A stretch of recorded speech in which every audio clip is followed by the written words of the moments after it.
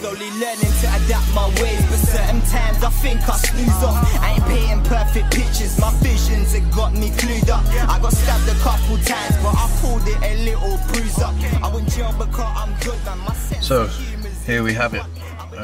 Finally we get to launch our second product for Time Rider Productions. Our first product was the infamous R8 style H-gate kit. A lot of you from the Mk1 TT community world should have seen by now our first product and how successful that was. We've sold hundreds of those kits to, I think it was over 40 countries in the past year. So yeah, they're very successful. Our next product is the elusive Mk1 TT illuminated kick plates. Yeah, the reason I say it's elusive is because nobody else supplies an illuminated kick plate for the Mk1 TT. Reason being, anything protruding above the surface of the kick plate, the doors won't shut. So you may have seen some other illuminated kick plates which are made in China. They provide them for other styles of, other models should I say, of Audis, but for the Mk1 TT, one has never come on the market, so we saw an opportunity to make a set of these exclusively for the Mk1 TT. The ones which are made in China are plastic. The wire comes out of the back edge and they require to be pushed up to the back in order to hide the wires. In the case of the Mk1 TT, this you can't do because our kick plate is sort of centered centrally, so you can't push it up to a back edge. And another critical reason is that the door won't shut, so you'd have to sort of try and modify the door panel in order to for those ones made in China to fit, which I've never seen one on a Mk1 TT anyway. So what we've designed sits flush, as you see here with the original kick plate which I'm showing you. R1 looks exactly the same, so apart from the lines, because we're only illuminating the logo, the TT logo. Our kick plates are made from premium brushed 1mm stainless steel, which are a lot more durable, easily cleanable, and they don't mark as much as the standard aluminium ones which you see now. I'll show you shortly what the kick plate looks like. A lot of Mk1 TT owners would have experienced in the past puddles forming on top due to wet weather. When you open the door, you see, you know, droplets of water or puddles sitting there. I don't know if it was a sort of design fault on Audi's half, or they just didn't feel it was necessary to rectify it. But we've put our kick plates that we've designed, tested and produced to the test in the last 12 months. I've had the driver's side fitted for 12 months just to ensure that all the weather, which you may be aware in the UK we get all seasons here, so it's the car's been covered in snow, it's been raining multiple times, wind, you name it, and to this day the LEDs are still working, no water has penetrated past it. So that was probably another reason why nobody else has supplied an illuminated kick plate, due to, you know, one of them being one of the reasons. So throughout this video, I don't want to waffle on too much, but I'll show you still pictures of what I took during the time when I fitted the driver's side. We're going to fit the passenger side today, so I can show you how it's done. So when you purchase a kit for yourself, it'll give you a good idea of how to get them fitted. The way I'm wiring them up is to the center console, you know, the light that's above the wing mirror basically. So I wired the driver's side to that for the reason that when you open the vehicle and you have the setting on so the light comes on inside before you open the doors, so once you open the doors the illuminated kick plates will be on, and that's the sole purpose of them really. But this is only a certain way which I'm going to show you today how to wire them up. You can wire them up any which way you prefer, but just for those that that want to wire them up this way, or have no idea about wiring up, or quite scared about wiring up, but at least I can sort of show you the best sort of way to do it, and anyone can really do it themselves, so you don't need sort of a professional to wire them up for you. But if you're, feel free to get somebody who's more a bit savvy with cars, or somebody who can help you out, and yeah, get them to sort of briefly watch the video and then they can follow the same steps. But yeah, any questions and stuff, feel free to comment, subscribe to our YouTube channel. Yeah, we always try and reply to messages and comments and stuff as soon as possible. But yeah, so next I'm going to show you the packaging that what these kick plates will come in, and I'll show you the actual kick plate themselves. You will receive the kick plate kit in tube form like this, so just in case you're worried about if it's going to come through the letterbox, or you might have to pick it up from a depot, this is the packaging it's going to come in. This is the actual kick plate itself, which you see is in a premium brush stainless steel, and with the TT logo there. Let me pick it up on the camera. I tried to design these so they're as close of a match as the existing kick plates that you have at the moment, excluding the lines, like I said, because we didn't want to try and illuminate the whole surface, because we didn't want to cut too much out of the TT skirts. So yeah, center's illuminated, but feel free, you could actually mask up and paint these lines on, or use a vinyl or something to put the lines in if you prefer, but I think they look pretty neat, just having the TT logo on there. So on the back you'll see LEDs are situated in a sort of box section at the back. We can provide these in any colour you prefer. I done white on the driver's side, and this one is a red one, just to show you once it's all fitted. I'll show you both styles, which is the white and the red. Feel free as well also to add a dimmer if need be, because we're using quite bright white LEDs and quite bright red ones. We try to get as many sort of LED bulbs in there as possible, just to give it that wow factor. But if you're not a fan of it being too bright, then you can purchase dimmers for a couple of quid these days, or a couple of dollars, and you can just add that to the wiring as we go through to today. But other than that, yeah, that's the kick plate, that's how they're going to come. They also will be provided with enough wire for both sides in order for you to travel them up to the center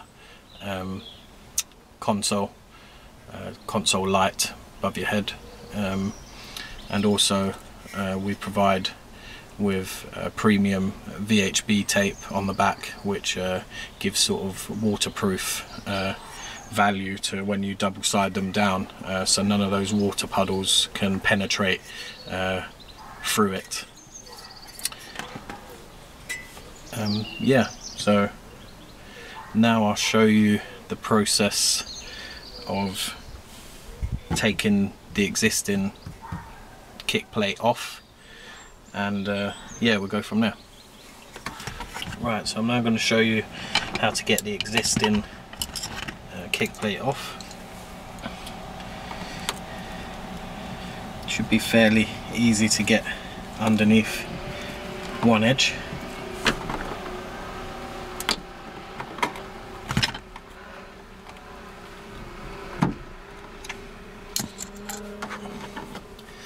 There you go. And what I'm going to do is use another sort of flat head to sort of prise my way down, which you'll probably have about 17 years worth of grit underneath. And obviously the double-sided tape that Audi originally used is very good.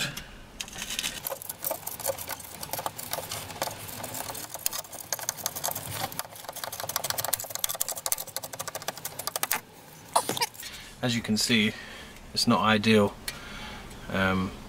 if you ever wanted to replace these with the original ones.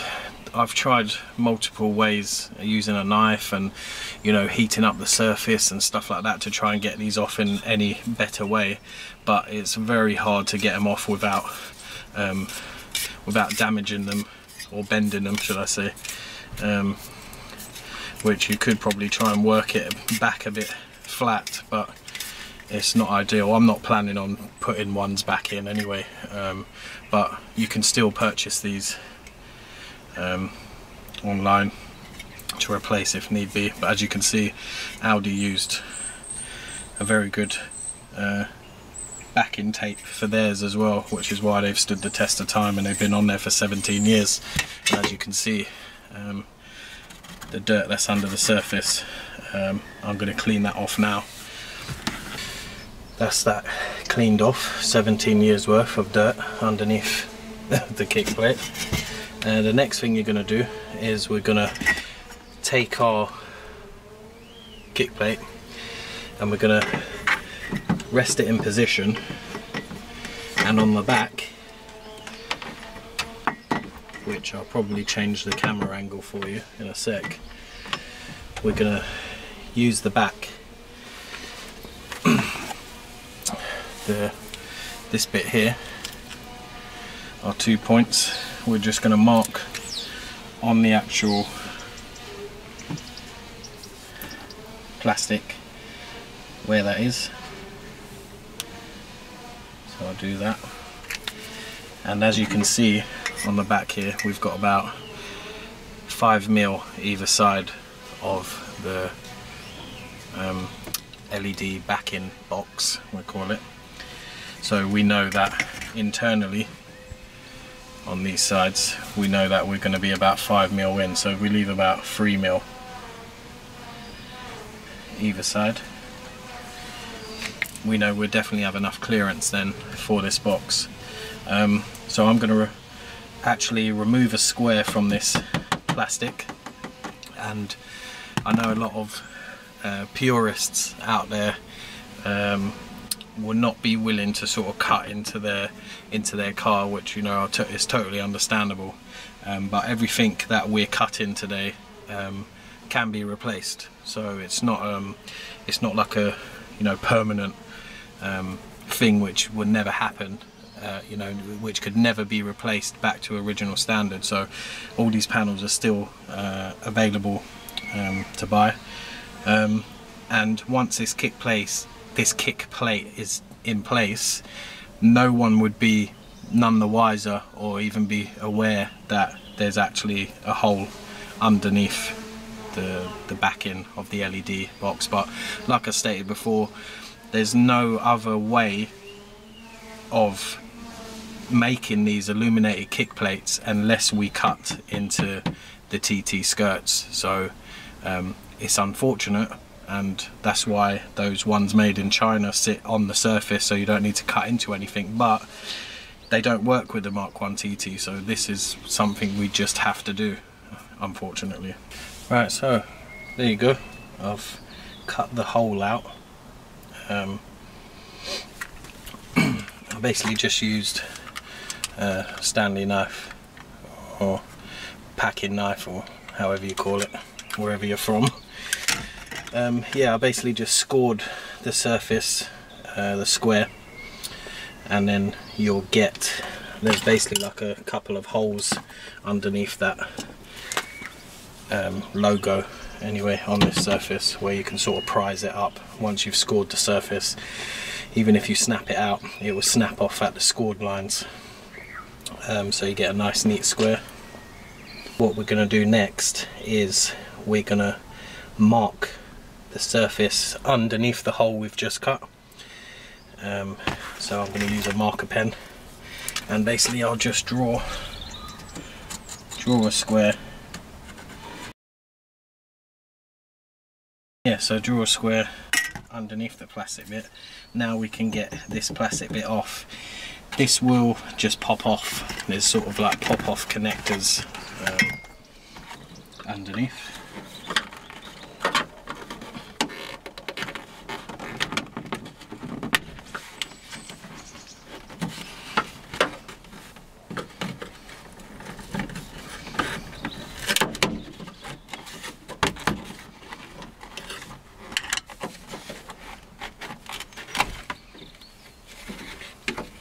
There you go. 17 years worth of dirt as well underneath there, so be prepared for that. What you'll find is Audi put some double-sided tape underneath here as well, but as you see, each end has its sort of poppers which pop back on through the holes, so it's not a must to double side this back on. I'm not going to double side it back on, I'm just going to use the poppers, but just so I thought I'd show you what to find underneath here. So next I'm going to give this a clean, because yeah, even though no one's ever going to see it, but if you love your Mk1 TT, then yeah, I'd give it a clean too.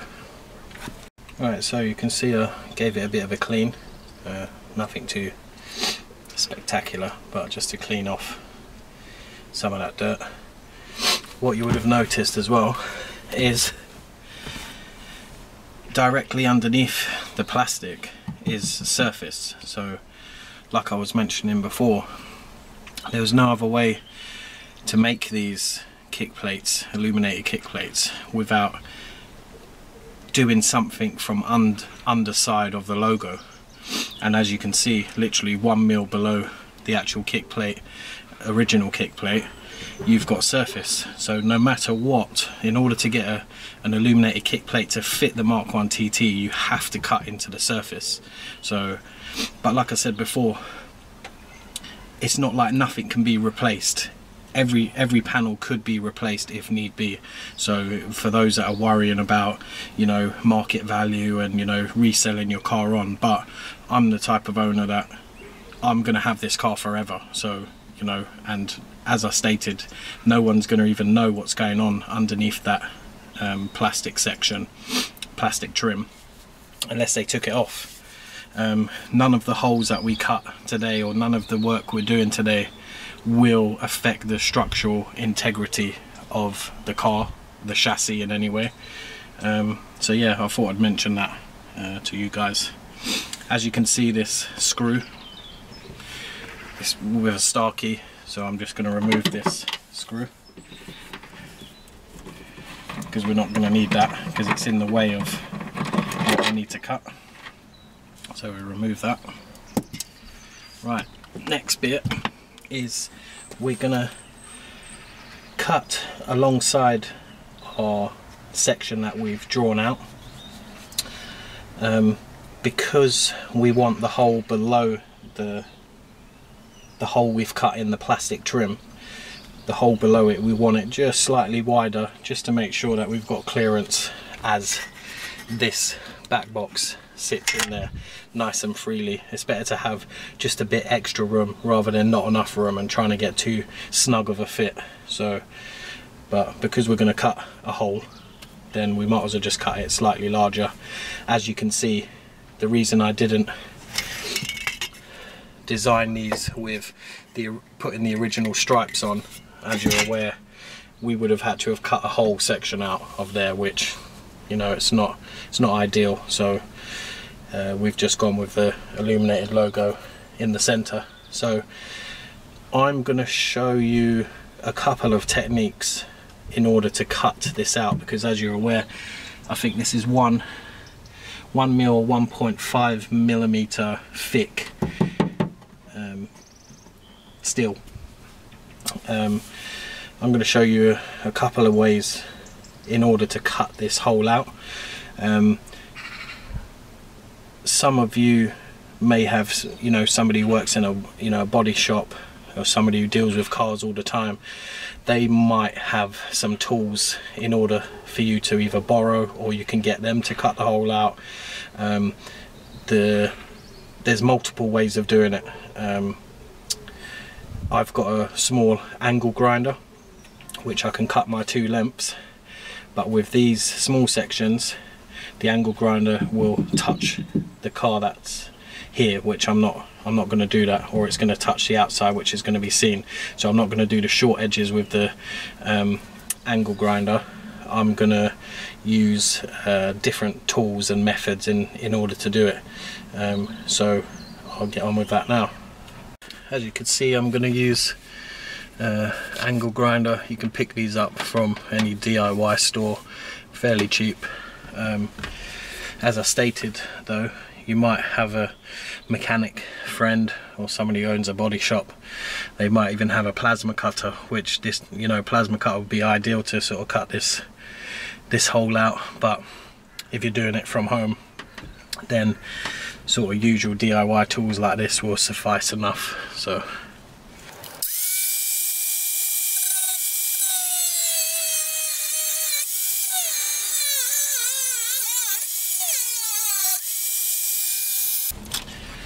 right, so I've done a line with an angle grinder, and what I'm going to do next is drill 2 holes in the corner, and I'm going to use this tool here, which is called a nibbler. And same again, you can pick these up pretty cheap from DIY stores or online. This cuts through up to 1.5 to 2 millimeters of steel. So in order to get purchase, I'm going to need to drill 2 holes in order to cut through this first layer of steel. Alternatively, you can just drill your way down the line, so you can just drill multiple holes and then just prise that piece out of there. So I'm going to drill these now and then cut through with them. As you can see, I cut the long line with the angle grinder. I drilled 2 holes either side of the corners, and then used the nibbler to cut the 2 short edges, which means this section comes out. As you can see just below here, because there's this bolt section which needs to come away as well, what I'm going to do is just extend my lines. I can do a top line now because it's in line with the top section of the metal. It's hard to explain. Yeah, and then what I'll do, because this nibbler can't purchase underneath this bottom section, I'm just going to drill holes up the short edges and then just prise that section out. Right, so as you can see, I've drilled multiple holes up the short edges. You can use that method to cut the whole hole if you prefer. Excuse the camera work, I'm just showing you sort of close up of what's going on. And now all I'm going to do is just basically just prise that section out, and then I'm going to use a file just to file off any sort of sharp edges, just to sort of tidy it up a bit. So there you have your hole. It's not the prettiest hole in the world, but it suffices, and yeah, no one's ever going to see it. So what we do next is put our actual double-side our kick plate into our plastic trim, because the hard part's over, which was doing this hole. The next steps should be a lot easier. So what I've done is I've put the the black trim temporarily back on in position, just so you can see that the hole you've done on the underside has clearance, which all looks good. And it's going to be a lot easier to double side the new kick plate in this position than it is to try and sort of freehand it away from the car. So I'm going to double side that on now. Before you put on your kick plate and the trim, what I've done is I've removed this panel here. The camera wants to focus. Sorry about the camera work today. It's very sunny. It's a lovely day, but not good for filming how-to video. And also excuse the text message alerts and the outside noise, which I can't control, I'm afraid. But yeah, I removed this panel, which is on the inside of the door. It's only one screw that holds it in place, which is here, which is a same again, a star key or hex bit, or however you want to call it. Yeah, so you just remove that one screw. This panel pops out. That then enables you to pop up this section of trim, which I've done. They all just pop out. They have clips there. Some might break as you pop them off, some might not. But same again, they're replaceable. You can buy them online if need be. So what I've done is I've then, where my hole is, this rubber trim, if you pull that up, what I've done, if you can see there, is I've just cut a little notch in front of my hole to feed the wire through, because that's the way you're going to get the wire inside the car, which is you see that. And then we're going to run the wire up this way. So just before you put the kick plate in position, it's best to cut that notch out, feed your wire through the hole in the original plastic trim where you cut your first hole out of, run the wire through, run it up through your notch, and then push the plate back in position. Right, so as you can see, that trim is all back in its original position and the kick plate is in position. As you can see, I've got my wire coming out through the back, through the notch, as I mentioned. And yeah, that's what it basically looks like in position, unilluminated. So it's not far off of the standard looking one, apart from the lines on. So next thing we'll do is run this wire, like I said, up towards this way, and then we'll lock this trim back into place. So as you can see, I've put the trim back and I've ran the wire. Don't know if you can actually see it, it's quite... Yes, I've run the wire up there and hidden it behind the rubber section there, and it pops out the top. And I'm going to put that panel back on, screw it back in place, and then the next bit will be to wrap it up and around the pillar. So I've took it from where that rubber bit was and I've pushed it down in between the dash and the pillar. All I'm using is a flathead screwdriver just to poke it down along the way, so that's all I'm ever doing.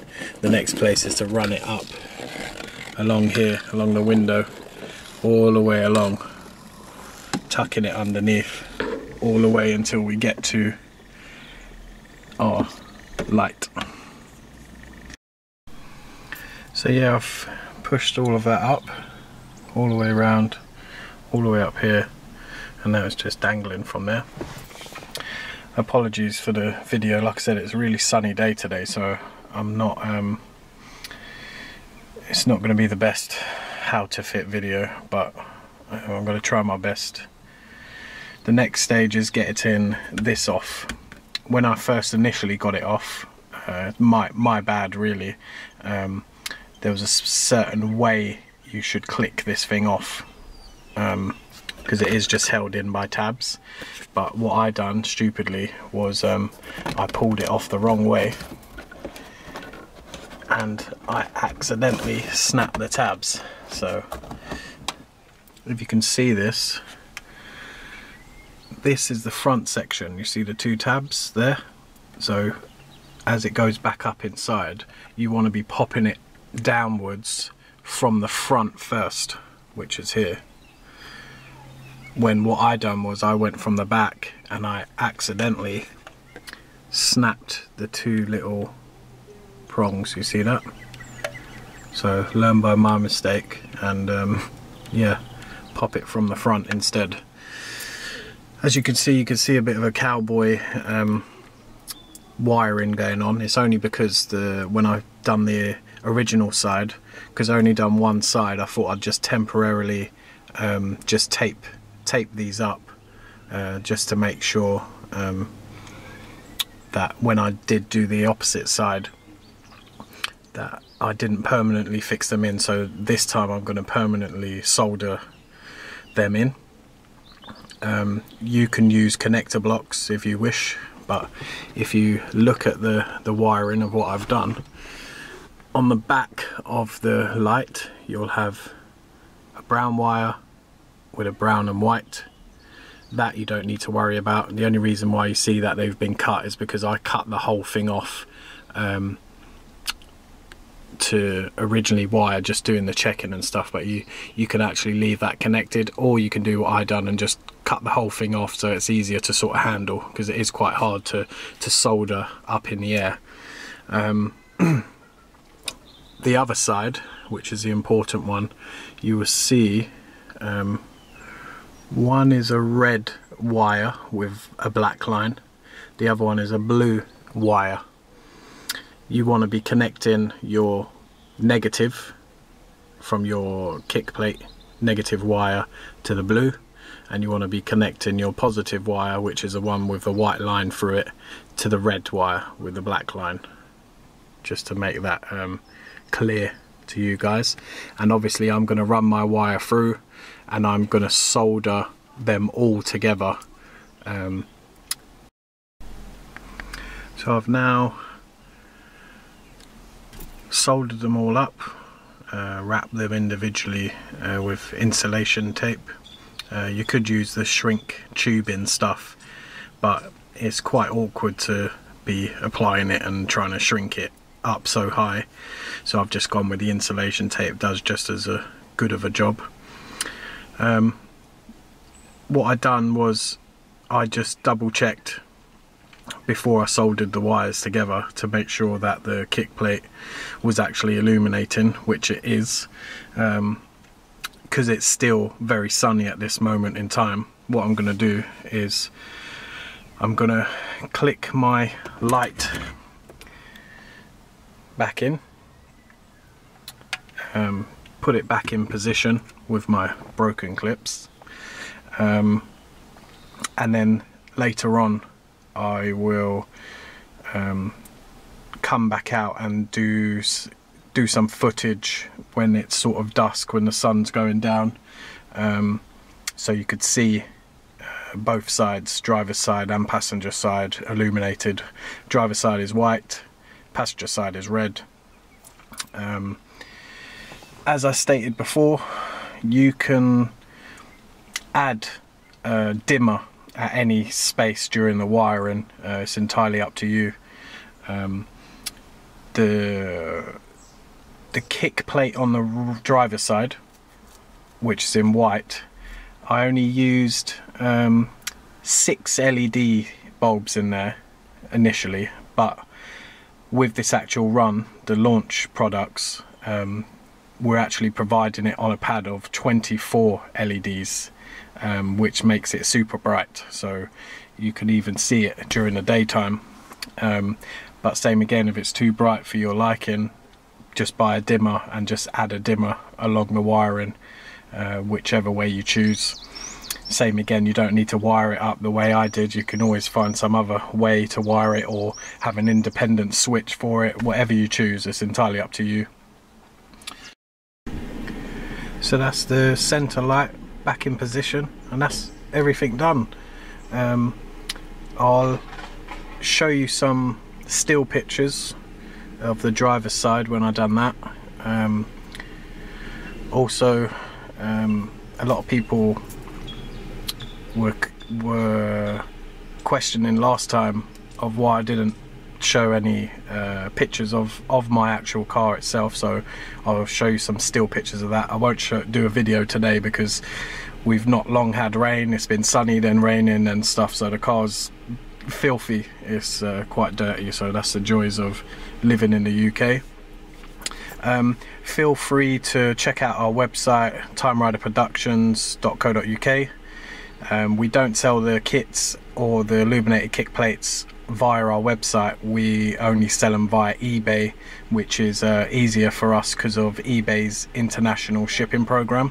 So we can ship, well, eBay ship these all over the world for us, so all we need to do is just send them to their depot, which is a lot more convenient for us to do so. But yeah, feel free to check out our website anyway.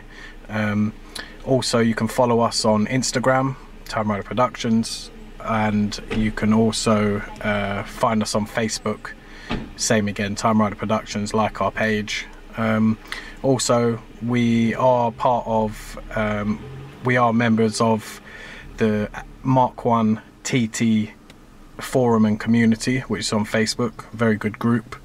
Any questions and stuff, any queries, any issues you have with your TT, it's always a good place to go and ask questions. Very helpful.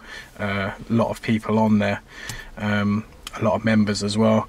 Time Rider Productions, not only do we design and produce bespoke products, we also do events and we do designing as well. So if you want any sort of designing work done or anything, like I said, check out our website. There's plenty of information on there.